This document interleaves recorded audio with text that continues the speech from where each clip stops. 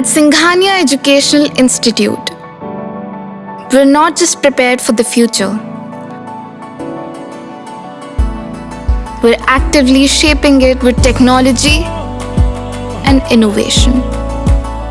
We are preparing to lead tomorrow. Singhania Educational Institute, cultivating knowledge. देश के सबसे बड़े सूबे उत्तर प्रदेश की राजनीति में इस वक्त सबसे बड़ी चर्चा का विषय बना हुआ है मतदाता सूची का विशेष संक्षिप्त पुनरीक्षण यानी SIR। 40 मंत्रियों के लिए फाइनल वोटर लिस्ट खतरे की घंटी हो सकती है।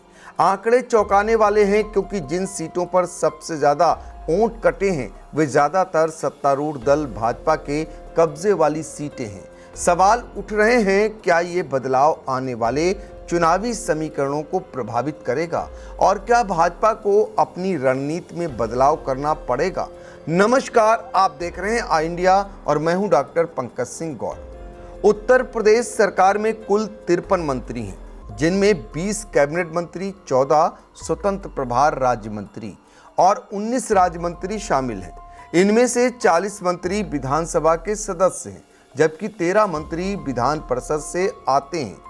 अब अगर SIR के आंकड़ों पर नजर डालें तो तस्वीर काफी दिलचस्प और चिंताजनक दोनों दिखाई देती है।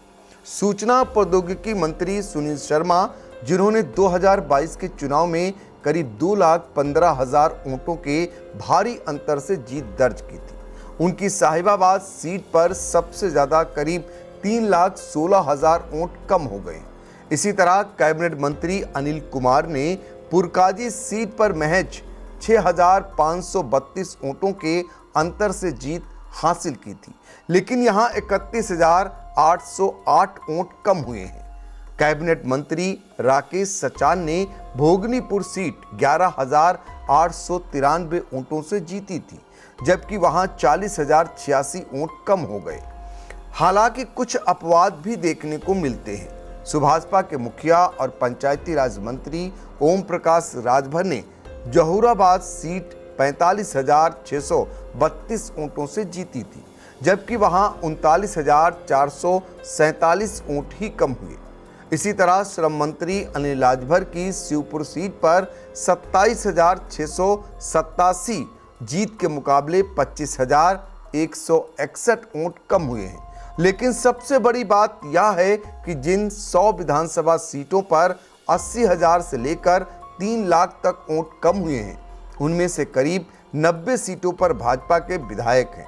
इस पूरे मामले को लेकर मुख्यमंत्री योगी आदित्यनाथ पहले ही अपनी चिंता जता चुके थे। पिछले साल 14 दिसंबर को एक कार्यक्रम के दौरान उन्होंने आशंका जताई थी कि SIR में करीब 3 करोड़ वोटर कम हो सकते हैं।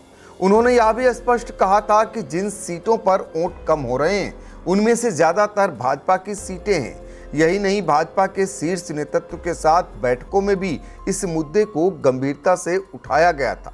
SIR प्रक्रिया के दौरान यह माना जा रहा था कि शहरी इलाकों में सबसे ज्यादा वोट कटेंगे, लेकिन फाइनल आंकड़े इस धारणा को गलत साबित करते हैं।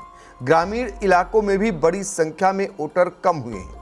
हालांकि बुंदेलखंड क्षेत्र इस मामले में अपवाद रहा है, जहां वोट कटने का प्रतिशत सबसे कम रहा। बांदा, महोबा, हमीरपुर और ललितपुर जैसे जिलों में कमी अपेक्षाकृत कम रही है।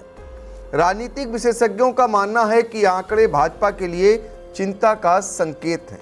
जिन सीटों पर सबसे ज्यादा वोट कटे हैं वहां भाजपा के विधायक और सांसद दोनों हैं, जिससे पार्टी को अपनी चुनावी रणनीति पर फिर से विचार करना होगा।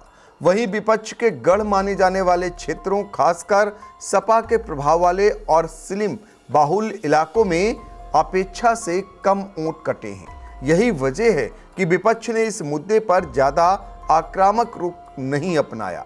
हालांकि जिन लोगों के नाम कट गए हैं उनके लिए अभी भी मौका बाकी है। वे फॉर्म 6 भरकर अपना नाम दोबारा मतदाता सूची में जुड़वा सकते हैं। एक और दिलचस्प पहलू सामने आया है। जेंडर रेशियो का प्रदेश में 1000 पुरुष वोटरों पर 834 महिला वोटर हैं। वहीं लखनऊ की सभी विधानसभा सीटें इस मामले में सबसे आगे हैं। Lucknow east, cantt, central, north और वेस्ट सभी सीटों पर महिला मतदाताओं की संख्या उल्लेखनीय रूप में अधिक है। तो कुल मिलाकर SIR के आंकड़े सिर्फ आंकड़े नहीं बल्कि आने वाले चुनावों की दिशा और दशा तय करने वाले संकेत भी हैं। अब देखना होगा कि राजनीतिक दल खास तौर पर भाजपा इस चुनौती से कैसे निपटती है और क्या रणनीतिक बदलाव करती है। फिलहाल के लिए इतना ही। बने रहिए आई इंडिया के साथ। और हाँ, इस पूरी खबर पर आप अपनी राय भी रख सकते हैं, तो देर मत कीजिए, कमेंट बॉक्स में जाइए और कमेंट करिए।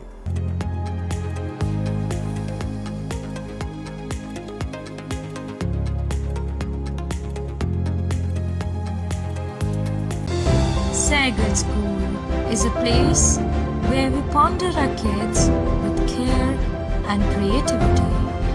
We provide students the room to explore their imaginations and enhance their education.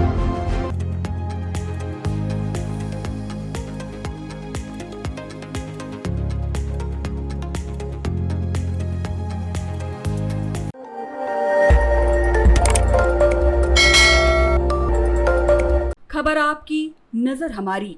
देखते रहिए आई इंडिया।